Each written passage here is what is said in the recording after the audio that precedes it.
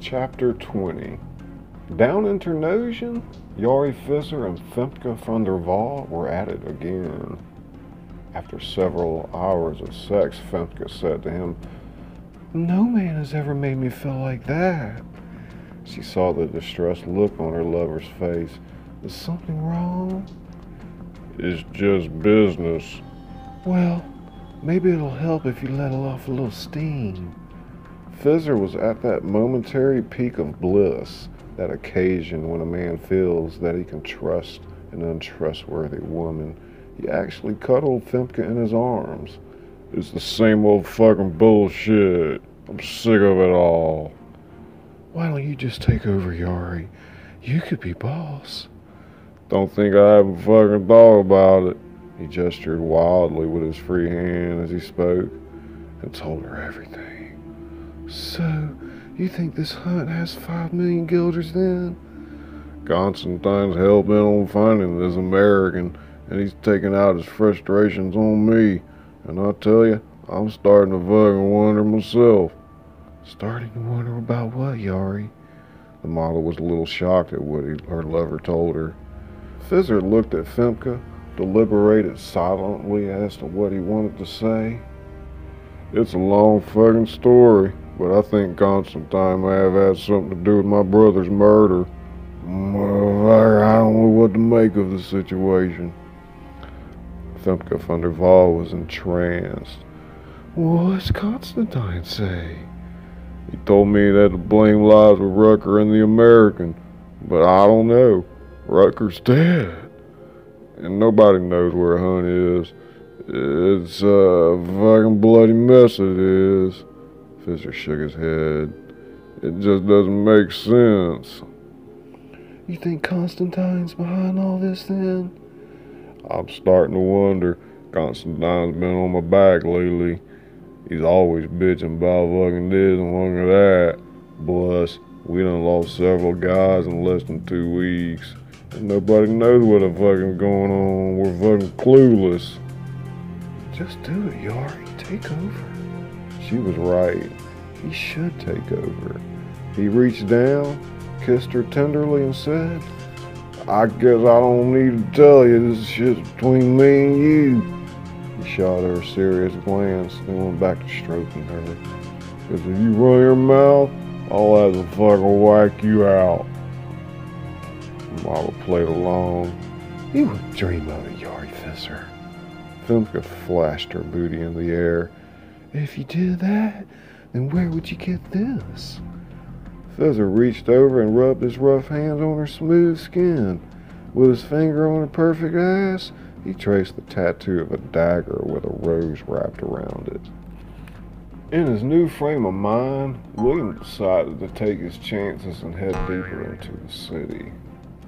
At the wheat tender's advice from pre-day of me, he followed the Dom Rock down to the Dom, a famous square on any given day filled with thousands of people. Yes, there are many things along the way, the wheat tender had told him. You must go to the Bulldog and the Domkring, two from the most famous coffee shops in Amsterdam. Once you get to the Dom, you must take the Kaverstraat until you find the Spouw area. Many things happen here. Then you must look for the Handboogstraat, and you will find the Domkring. From there, some van Visser, you had to find the Bulldog. It was simple, yeah. Okay, William said to himself. He saw that he had about 2 hours to kill before his train picked him up. The Domkring differed slightly from the first 2 coffee shops. Customers packed the house. Kitschy murals with swirly colors and many things that a stone mind might like to see bedecked the walls. He tried some weed called orange bud, which maintained his sweet buzz. Better move on, he told himself.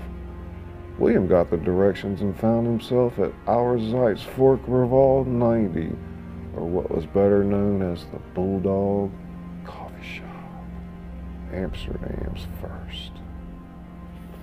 Before the young American entered the famous place, he took in a psychedelic painting on the storefront. Inside, the shop was divided into 2 parts. Upstairs, A funky seating arrangement catered to dozens of people smoking different brands of cannabis.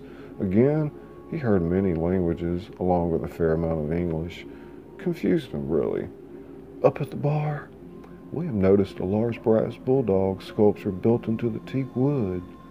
Mostly, it seemed like some of the bars back home, except for the cannabis factor, which of course changed everything. How about you try a glass of fresh squeezed orange juice and a space cake? The talkative female wheat tender said. William was surprised at her level of English. I don't know. I'm pretty messed up from the other shops we stopped at. Is this place for real? He asked himself. Freaking pothead. Heaven, for crying out loud. Little did he realize, but William was in the heart of the red light district. How did he finally conclude this? That moment, two prostitutes came into the shop speaking English, walked right up to him and asked him if he wanted to party for an hour.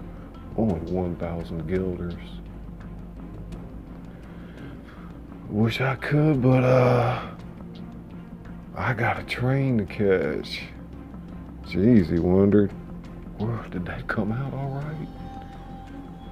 On the way back to Central Station, stoned like never before, William heard the sounds of the city, the faint echoes of conversation about this kind of weed or that, where the best shops were, what ones to stay away from, what museums to visit, where to go in the red light district, what Vingo was on display, what time of day to visit Anne Frank's house, etc., etc. Everyone seemed to be enjoying themselves, knowing that they were in the most beautiful city in the world. With 12 minutes to spare, William found his train terminal. He sat down on a bench and waited. Remembering the vagabond, he kept his bags close. The train arrived on the dot. The young American clambered on board. Here we go, he said to himself. I wonder what the hell's going to happen next. Of course, his mind was telling him, man, feeling good, baby. After he found his seat and stored his luggage, a young girl with an oval, pretty face stopped at the vacant seat next to him and sat down. Hello, God meow. She couldn't have been more than 19. William said, I'm sorry, I don't speak Dutch. I'm from America. America, she said, raising her eyebrows. I am Charlotte. Nice to meet you. Same to you. William's my name. Where you headed? The Dutch girl just looked at him. I guess she didn't get it, William said to himself. I'm sorry, he said to her. Where are you traveling to? Charlotte's face shined. Fleischen. And you? Ternosen, he said. Ternosen, what reason have you to go to this place? By the tone of this girl's voice, William wasn't sure what to think. I'm visiting someone, he told her. He was also thinking, does anybody have anything good to say about the city?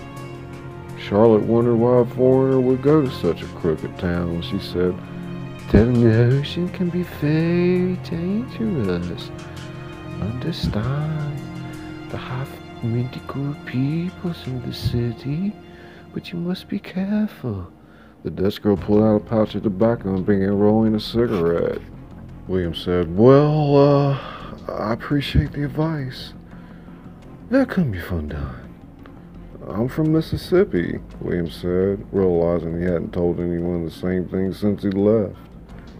Charlotte saw the American staring at her hands as she spun the cigarette. She looked up and said, have you never seen this? The Dutch girl seemed wise beyond her years. Not really. Most people back home just smoke regular cigarettes. Who are you to visit in Ternosen? William thought twice about it, but replied, I'm visiting my older brother. He moved there a long time ago. After that, he said, hey, can you show me how to roll one like that? Yes, of course, if you want. It's quite simple. Charlotte laid out the paper and placed a small amount of tobacco in the leaf, and in one turn twisted the concoction into a perfect funnel. "It is in the way you move the fingers," she told him. William's version of a hand-rolled cigarette differed greatly from the Dutch girl's masterpiece. They each smoked a cigarette together, and William told her about the Mississippi Gulf Coast. "You're a big man, no?" "Yeah, I'm a little bigger than most guys back home. They kind of pick on me sometimes," said my mama corn-fed me. William could sense the remnants of the buzz he'd acquired in Amsterdam.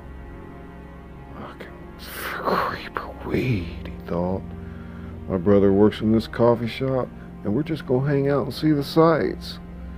It could perhaps be a dangerous place, the coffee shop, especially in Terneuzen."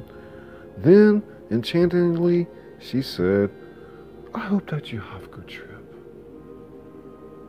"Me too," William said, thinking. "Me too." A man in a blue uniform came by and checked everyone's tickets, followed by a servant with a trolley full of coffee and cakes and sweets of sorts. I hope you guys enjoyed the reading tonight. If you did, don't forget to hit the like button and leave a comment down below.